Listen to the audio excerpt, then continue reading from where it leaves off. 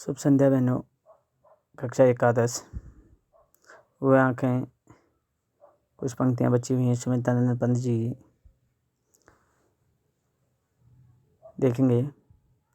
घर में विधवा रही पौतहु, लक्ष्मी थी यद्यपि पति घातिन, पकड़ मंगाया कोतवाल ने, डूब कुएं में मरी एक दिन।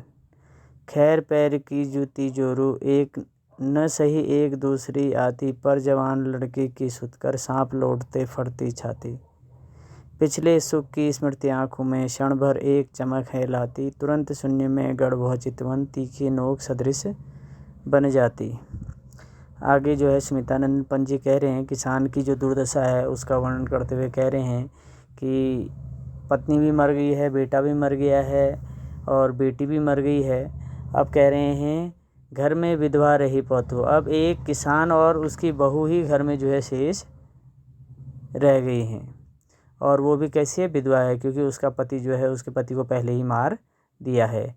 लक्ष्मी थी यद्यपि पति घातिन, यद्यपि और लक्ष्मी के समान उसमें गुण थे, किंतु लोग उसको जो है पति घातिन कहते थे, पति को खोने वाली बताते थे।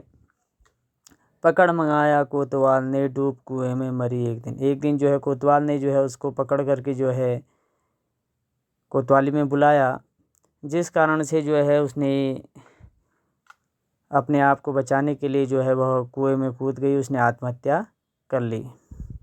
खैर पैर की जूती जोरू, न सही एक दूसरी आती। पत्नी भी मर गई है, किंतु कह रहे हैं कि पत्नी को जो है कह रहे हैं खैर पैर की जूती जोरू, न सही एक दूसरी आती। पत्नी का तो क्या है, एक नहीं रही तो कोई बात नहीं, दूसरी पत्नी आ सकती है, किंतु पर जवान लड़के की सुत कर सांप लौटते फटती छाती। उस किसान के द्वारा जो है अपने जवान पुत्र को जो है दोबारा जो है प्राप्त करना जो है कठिन था। इसलिए कह रहे हैं कि जब उसको वह अपने पुत्र को याद करता, जवान पुत्र की मृत्यु को याद करता, तो वह अत्यधिक दुखी हो जाता।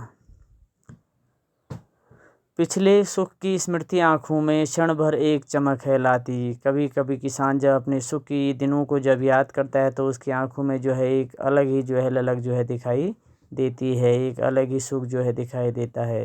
तुरंत शून्य में गड़ वह चितवन, तीखी नोक सदृश बन जाती। किंतु क्षण भर में ही वह खुशी, वह चमक जो है गायब हो जाती है और उसको जो है अपने वर्तमान की जब याद आती है तो वह तीखी नोक सदृश बन जाती। वह जो है तीखी नोक के समान जो है उसके हृदय को जो है चुभ हो जाती है। अर्थात कहने का आशय यह है उसके लिए जो है वह व्यंग बन जाता है, क्योंकि उसका वर्तमान समय जो है वह अच्छा नहीं चल रहा है। उसने अपने जीवन में जो कुछ प्राप्त किया था वो सब कुछ जो है खो दिया है।